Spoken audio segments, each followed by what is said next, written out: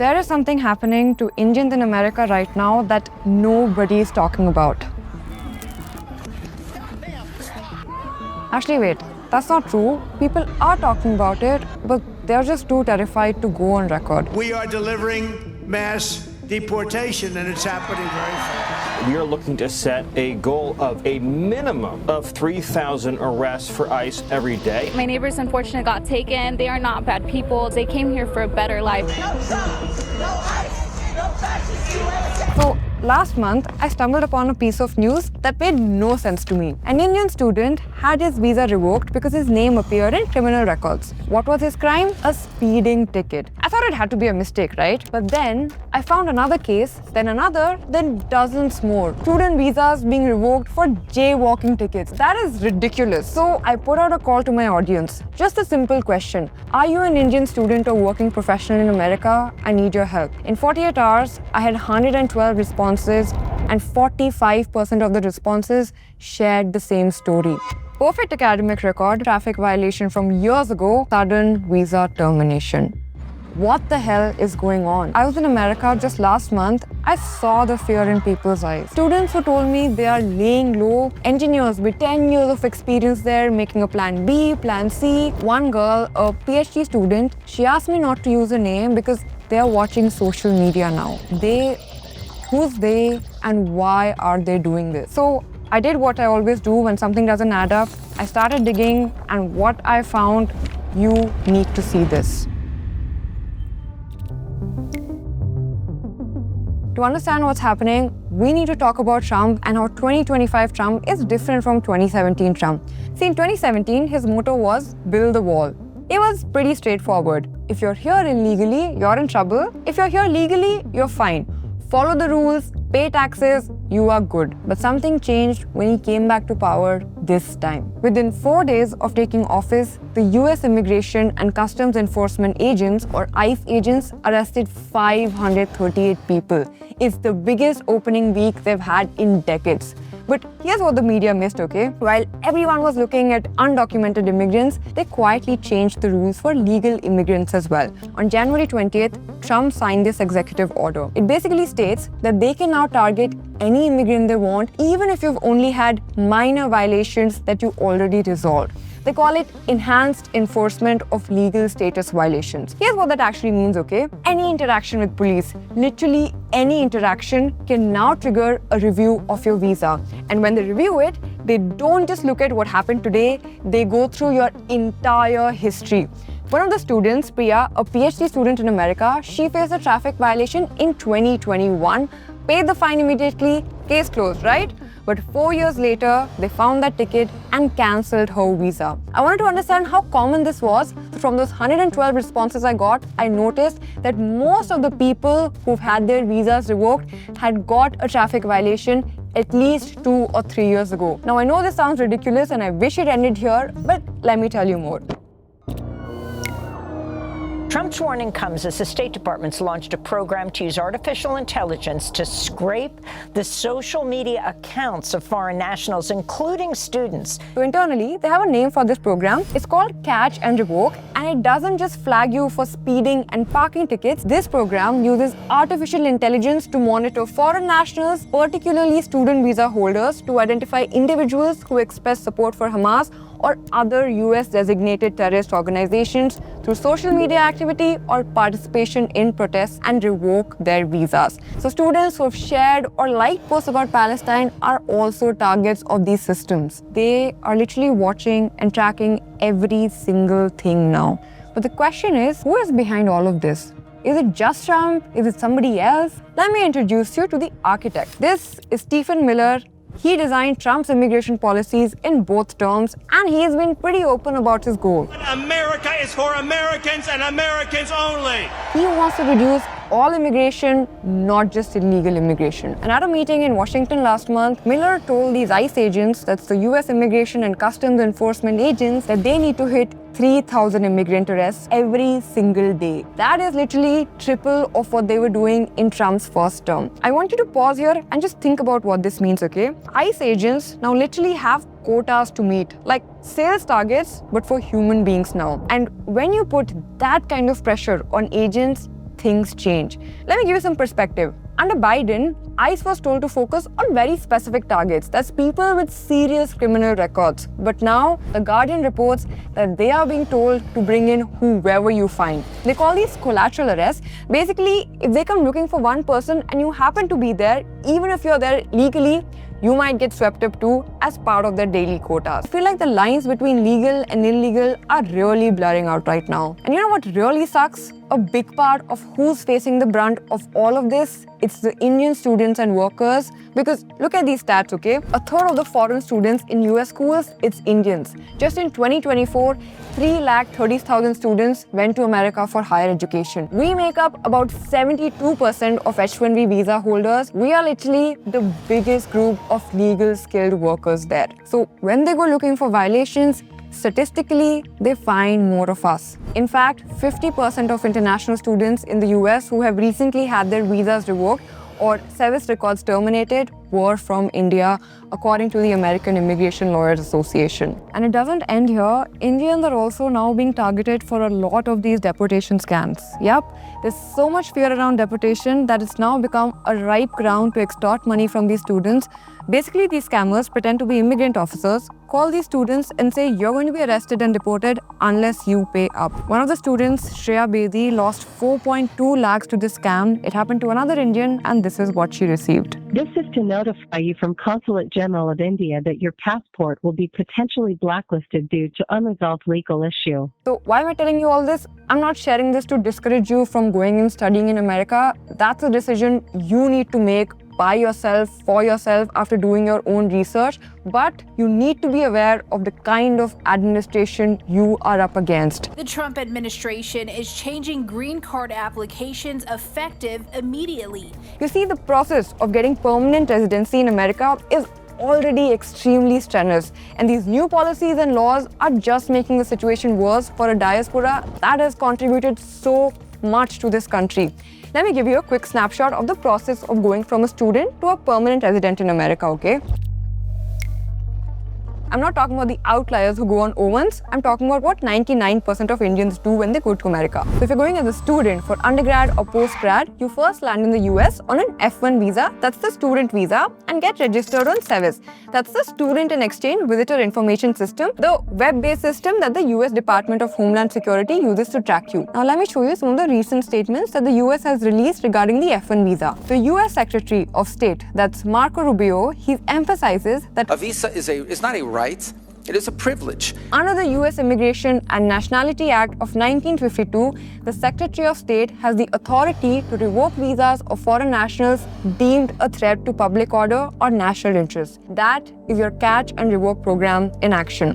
But I've also got some good news. So, based on the small study we did with the 112 people, many of them reported that even if your F1 visas and SEVIS is terminated, you can go get a lawyer, go to court, fight for it, and get it reinstated. Especially if it's for things like parking tickets, speeding tickets, traffic violations. Yes, it is a hassle, but if you're a student who's already in the US and have paid shit ton of fees to these colleges to study there, go fight for your education and get your visa back. Now, let's come to the next part and talk about H-1B workers. That's the backbone of American tech. You see, after you graduate in America, you get something called OPT, basically permission to work for 1 to 3 years. 3 years if you're in STEM fields. Then, if you're lucky, your company sponsors you for an H-1B visa. I say lucky because it's literally dependent on luck. It's actually a lottery. So last year, around 7.8 lakh people applied, and every year only 85,000 people get selected. I've actually done a whole video breaking down the H-1B, which you can watch right here. So you see, you can graduate from the top colleges, do the best internships, get hired by the top companies, and still get rejected because your name didn't come up in a computer randomizer. But even if you win this lottery, you are not safe. So under Trump's new rules, any criminal record even if it's misdemeanor, can get your visa revoked. Your employer can decide they don't want you anymore and decide not to renew, and you're out. There will be layoffs and suddenly you're lost. You have 60 days to find another job and stay in the US, otherwise you become illegal. And while laid-off H-1B professionals currently retain a 60-day window to secure new employment, DHS has signaled an intent to shorten this period to 30 days from 60 days in a forthcoming rule. Even posting the wrong thing on social media can end this American dream. Let me tell you about someone I met in the Silicon Valley last month. He's a senior controls design engineer and has been there for 9 years. Has a house on mortgage, his wife just gave birth to their first child, but he's still on H-1B, still temporary, still one layoff away from deportation. He told me, and I'm quoting him word to word, "I check my mail every morning with my heart racing because any day could be the day ICE comes for me, and I've just had a daughter, so this uncertainty is terrifying." I asked him why is he still here. He said, "I've been here for almost a decade now. This is what my home is. I don't want to go back." Almost a decade is a very long time. So I asked him about his green card, whether he's ever going to get it. And man, I've spoken about this earlier, but this is one thing that truly blows my mind every single time.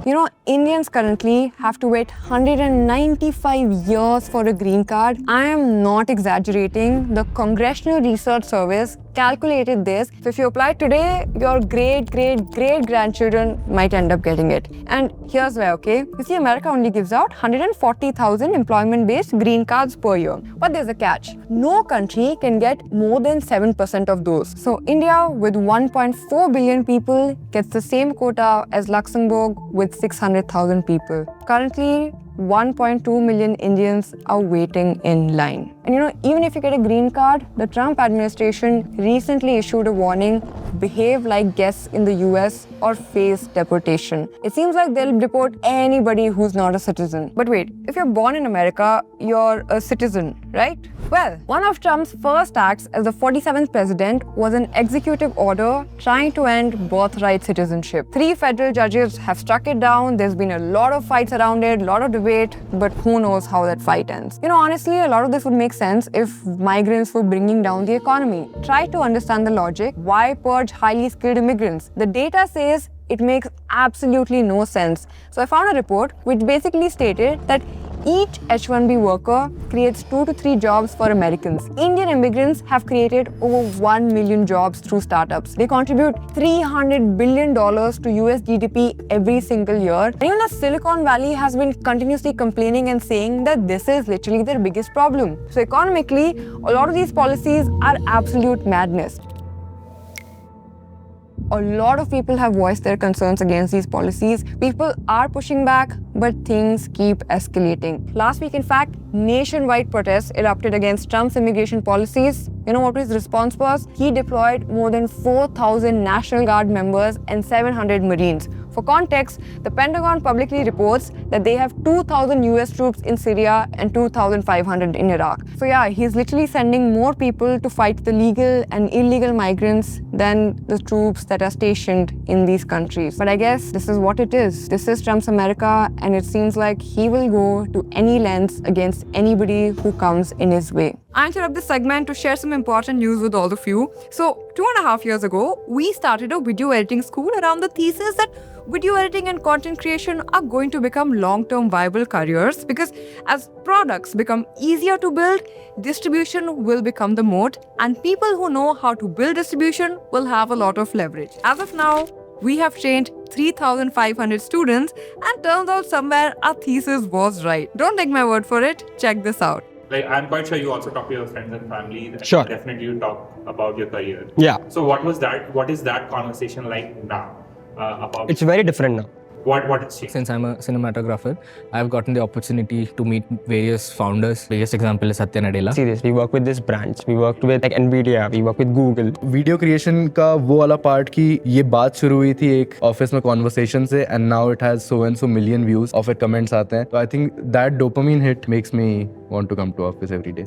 Parents, if you talk to my friends, they have seen it. Everyone's got content right now. They've seen the work. I am really happy. Every day I wake up like I'm going to do something creative. Not just the folks you saw just now, there are more. So yes, editing and making videos is a viable career option in 2025. You know, from creators to companies, you will see everyone is looking for an editor, a video producer, motion designer, and a lot more new roles in Gen AI and content economy, which are just emerging. I'm not exaggerating. We have more recruiters than students sitting for placements as of now and getting packages higher than engineering colleges. So if you're a student, a job seeker, someone who is looking to get into this industry, we can help. We're doing a free masterclass where we break down everything about editing, video making, and a lot more. So check it out. It's absolutely free. And more importantly, it might help you pick up some useful content skills that can help with your career anyway. Putting the link in description. See you there.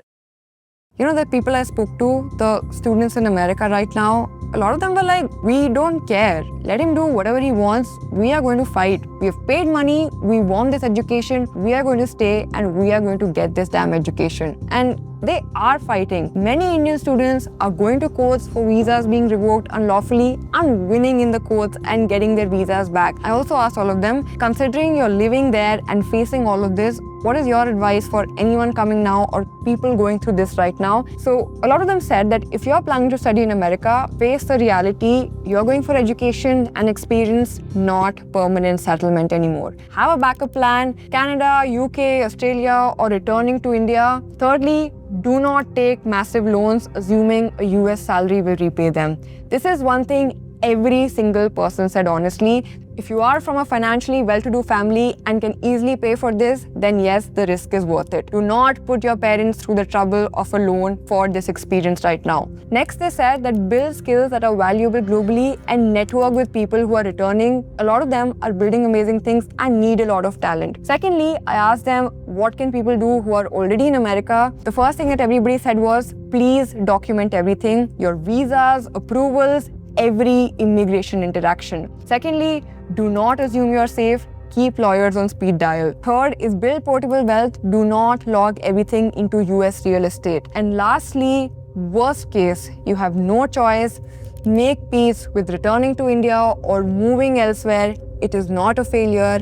It's America's loss. You know, watching all of this happen and speaking to a lot of these people honestly really boiled my blood. But as I was speaking to some of them, I was also left in awe of the Indian spirit because a lot of these people were like, we are not backing down. We have come here to study. We have come here to work. We'll figure it out.